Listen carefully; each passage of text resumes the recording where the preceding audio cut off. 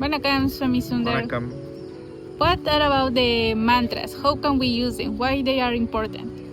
இப்போ மந்திரங்க அப்படின்னு சொல்லக்கூடியது ஓம் நமச்சிவாய நமக, ஓம் சக்தியே பராசக்தியே நமகன்னு சொல்கிறோம்.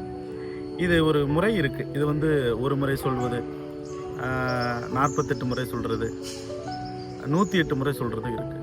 இப்போ அந்த பாம்லீஃபில் என்ன சொல்லியிருக்காங்க, 108 முறை சொல்கிறாங்க அப்படின்னா, அந்த 108 முறையும் சொல்ல வேண்டியது அவங்களுடைய கடமை. அதை சொல்லி முடித்தால் தான் அவங்களுடைய மனதில் ஒரு தெளிவு கிடைக்கும்.